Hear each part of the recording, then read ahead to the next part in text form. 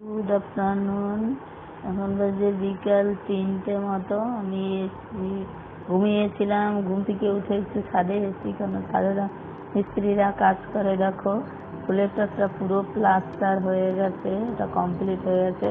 এখন আট side plaster করছে, ছাদের রেলিংগুলো হয়ে গেছে প্লাস্টার। এখন বিকেল হয়ে গেছে, নিচে যাব। যেটা বিউলির ডাল ভিজিয়ে রেখেছিলাম, এটা মিক্সিতে পেস্ট করেছি। এখন এটা ফেটিয়ে তারপরে দিয়ে বড়া করব। এর ভিতর তোমার দিয়েছি একটুখানি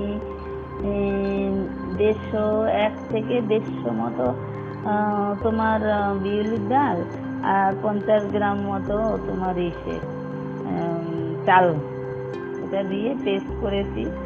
অনেকক্ষণ ফেটিয়েছি। দেখো চিনির শিরা করেছি, যাটা ফুটতে আছে। কড়াই গরম হয়ে গেছে, তেল দিয়ে দিচ্ছি। এবারে তেলও গরম হয়ে গেছে, তেলের মধ্যে এগুলো টপটাপ করে দেবো, আর খুব সুন্দর ফুলবে। দেখো কত সুন্দর ফুলেছে। শিরাটাও জাল হয়ে গেছে। এবার কড়া থেকে তুলে শিরার মধ্যে দিয়ে দেবো। খুব সুন্দর, এটা ভিজবে, ঘন্টাখানেক ভিজলেই হেভি হবে খেতে। মুখে দিলে নাড়ে চেড়ে আর চিবাতে হয় না, একটুখানি নাড়া দিলেই গলে যায়।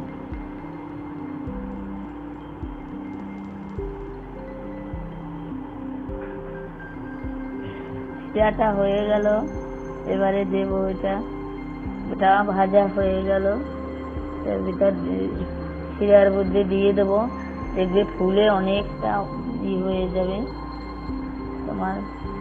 আবার দিলাম, 2 কলা মতো হবে, খুব বেশি তো আর ভিজাইনি, 2 থেকে 3 কলা মতো হবে। অনেকদিন ধরে করব ভাবছি, সময়ই পাই না। তো এখন আজকে একটুখানি করলাম, দেখি। সন্তুও বাড়ি থাকে না, এটা তো ঠান্ডা হলে খেতে ভালো লাগে। তো কালকে ওর রোববার আছে, ছুটির দিন আছে, আজকে করে রাখলাম, কালকে সকালবেলা খেতে পারবে।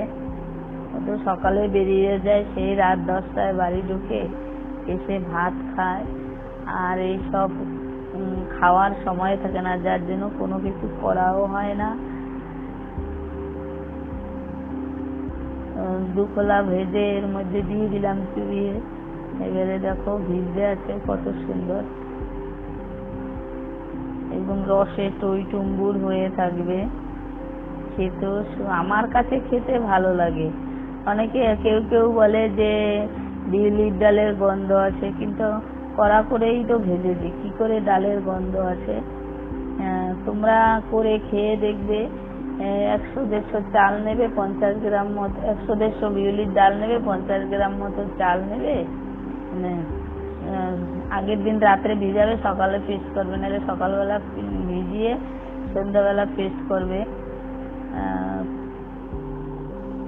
তারপরে মিক্সিতে পেস্ট করবে, করে ফেটাতে হবে। এরকম আমি যেরকম ফাটিয়েছি ওরকম ফেটাতে একদম গেজা মতো হয়ে যাবে। এই দেখো হয়ে গেছে।